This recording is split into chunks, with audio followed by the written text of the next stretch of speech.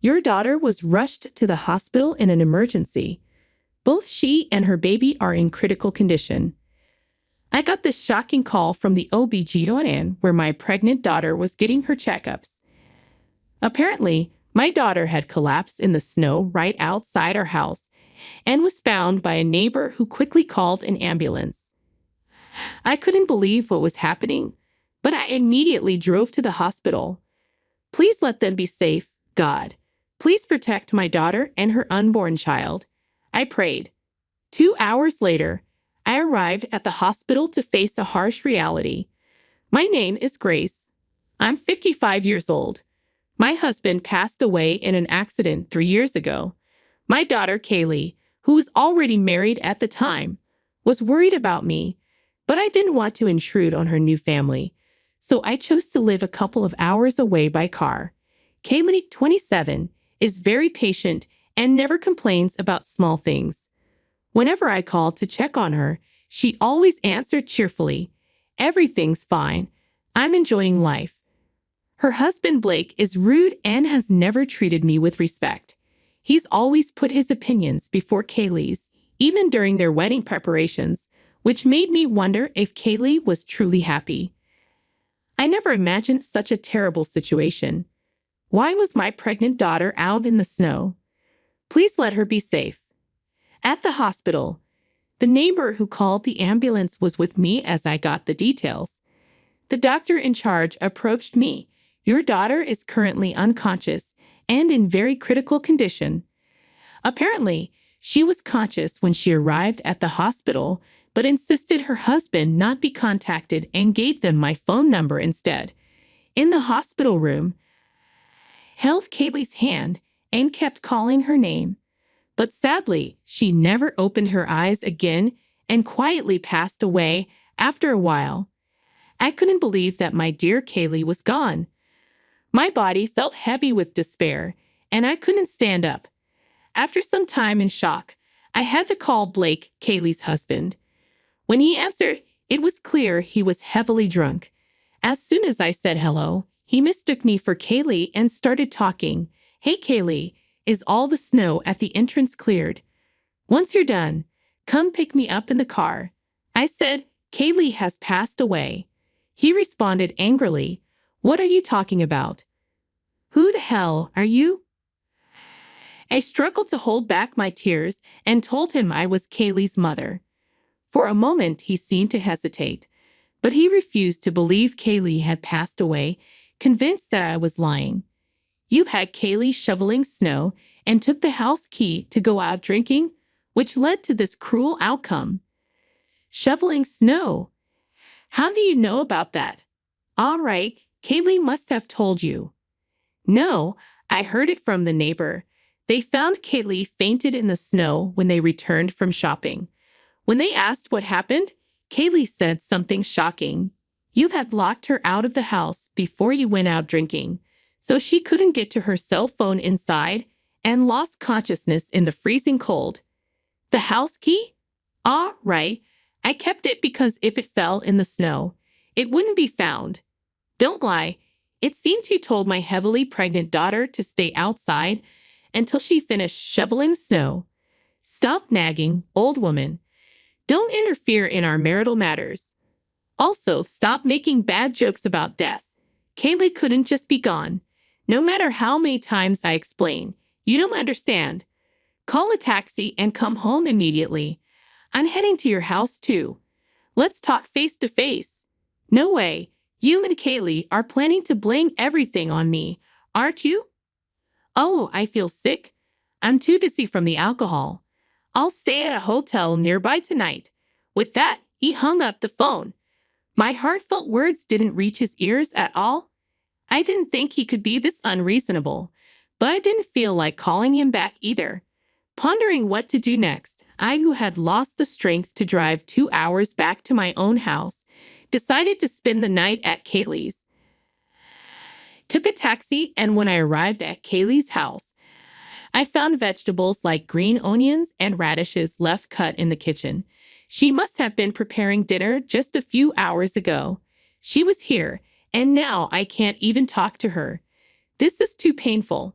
Kaylee, I whispered as I wiped my tears and cleaned up the kitchen. Then I found Kaylee's diary in the kitchen cupboard. Remembering the conversations with the neighbor and the doctor, I hoped it might tell me about Kaylee's life. Desperate to understand why my daughter, who should have been eagerly waiting for the birth of her baby, had to leave us forever, I began reading the diary. The reality documented in it far exceeded my imagination. Kaylee had resigned from her job because her health deteriorated after pregnancy, and she couldn't go to work. Since then, Blake had berated her as a useless wife and a parasite eating into his money. She was forced to cook meals and make lunchboxes every day despite suffering from morning sickness. Not only that, Blake would call her while at work to demand chores, hardly giving her any time to rest. If only I'd realized sooner what she was enduring, maybe Kaylee would still be here, healthy and happy. The diary revealed that even under these harsh circumstances, Kaylee never sought a divorce because of a threatening remark Blake had made. "Don't you dare think about leaving me and becoming free. If we were to get divorced, I, the breadwinner, would take custody of the baby. You wouldn't get to see the child at all. So remember that." He took advantage of Kaylee's fear that she might not be able to raise a child alone, effectively shackling her with invisible bonds. Having finished reading the diary and imagining my daughter's pain, my heart trembled with sorrow, and I couldn't stop crying. I wanted to take revenge on Blake somehow. I wouldn't be at peace until I'd avenged Kaylee. But the diary alone wasn't enough evidence to prove that he was responsible for her death. Despite my search, I found no definitive proof that Blake had cast my pregnant daughter out into the snow. As evening fell the next day, Kaylee's phone, which had been left at home, received a call from Blake. "Hey, Kaylee, stop pretending to be dead. It won't work on me. Make my favorite dish tonight and wait for me at the entrance on your knees." "How many times do I have to tell you that my daughter is gone?" I responded. "If that's true, then show me the proof." "Fine," I replied, quickly hung up, and immediately sent him a photo of Kaylee's death certificate. I figured that even someone like Blake would grieve upon learning that Kaylee had left this world because of him. As expected, he quickly called back. "Do you understand now?" I asked. "So it's true then. Well, there's nothing to be done about the dead. I'll get the life insurance payout, and I can forget about the annoying past and start over. So, what about the funeral?" "Ah, what a hassle." Faced with Blake's nonchalant delivery of these incredibly cruel words, my hand began to shake with anger. I couldn't let a man like that be the chief mourner. I would send my daughter off to the other world myself. Swallowing my anger, I made a proposal to Blake. "I'll arrange the funeral and act as the chief mourner. You attend as the husband. You pay all the funeral costs, but I get all the condolence money." "Understood." "All right. I'll have to make sure my relatives come. Try and invite as many of your relatives as possible so that I can get a hefty sum." With a cheerful voice, Blake said, "I'll be living in a hotel for a while," and abruptly hung up the phone. Despite knowing the tragic end Kaylee met, he remained unperturbed, showing no remorse toward his deceased wife and unborn child. My heart, devastated by the loss of Kaylee, changed to a desire for revenge against Blake, and a raging fire of vengeance began to burn. I couldn't let Kaylee's pain go unanswered. I would show Blake the hell of this world. I stayed at Kaylee's house until the funeral, preparing everything. Then on the day of Kaylee's funeral, Blake approached me with his hands in his pockets and a sleazy smirk on his face. "I'll play the part of a grieving husband who couldn't be the chief mourner. You be your part well. Once the funeral's over, I'll take the condolence money and leave immediately." His words infuriated me, but I prioritized sending my precious daughter off. Both families gathered, crying and saying, "She was so young to leave us. It's heartbreaking." I can't believe Kaylee is gone. After a few words of grief, I then stood in front of the microphone to make a speech as the chief mourner. Thank you all for gathering here today to remember my daughter, Kaylee.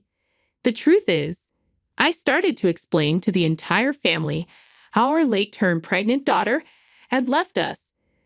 The solemn air shifted to murmurs of shock, and at this, Blake abruptly stood up. Don't be fooled by this old woman's lies. Kaylee insisted on shoveling the snow herself, ignoring my objections. That's why this happened. He began to fake tears. I had predicted Blake would react this way, so I opened my daughter's diary that I had brought with me. This is an entry from the day before Kaylee passed away. Blake told me to clean every nook and cranny of the house, but my belly was aching, so I couldn't do it today. He got angry and threw away all the dinner when I was about to eat. I'm worried if the baby didn't get enough nutrition. That's an exaggeration. I merely slipped and knocked the food off the table. She's making me out to be the villain. She's too delusional, he interrupted, but I ignored him and continued reading. If we divorce, I, who am unemployed, won't be able to raise the child by myself. Blake told me if you don't want to lose custody, you'll be my slave for life. Don't read things that aren't written there. You're causing everyone to misunderstand me. Despite his loud protests, his face was steadily paling. His expression seemed to indicate the truth. He started to come towards me as if he couldn't hold back anymore. But some of our relatives stopped him. You think you can get away with this? I'll call the police and put you in jail for defamation. Are you not the one who should be arrested by the police? Don't get ahead of yourself. Watch your mouth. His true nature couldn't be hidden, no matter how much he tried. Blake's face glaring sharply at me was pure villainy to anyone who looked. The attendees sighed and murmured, "What a terrible man. The worst kind of man." Oh well, I may have overreacted a bit. Kaylee just wrote about our insignificant spousal quarrels in her diary in an exaggerated way. Please believe me, it seemed he still thought he could talk his way out of this, unaware of the gravity of his actions. I informed him, neglecting a pregnant woman and her unborn child and leaving them out in the cold will result in severe punishment. You have no proof. If you have it, show it. He looked down on me, snorting with a laugh, seemingly thinking I was just bluffing. We do have evidence. Before coming to the funeral home, I had checked the dash cam footage from our neighbor's car, which had captured everything. It's amazing that it's always recording even when the engine is off. Well, I'm about to call the police. As I showed him the SD card from the dash cam, Blake clicked his tongue. Damn.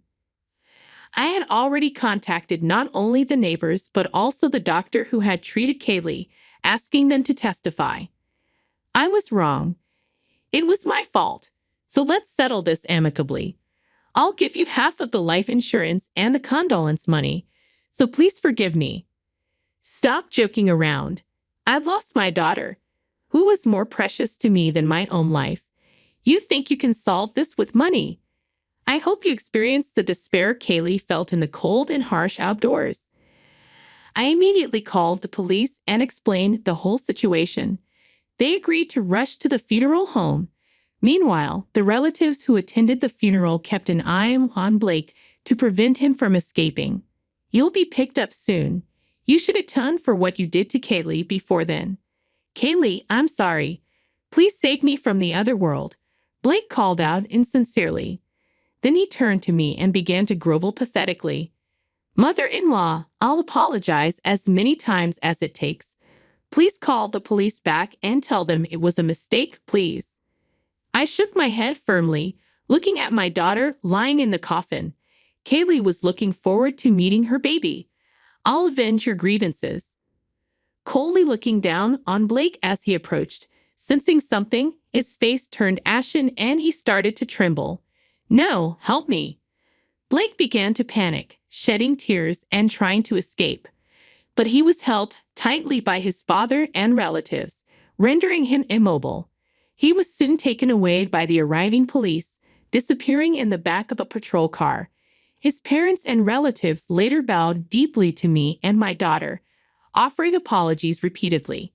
When I glanced at my daughter's face, now resting in the coffin, it seemed to bear a slight smile.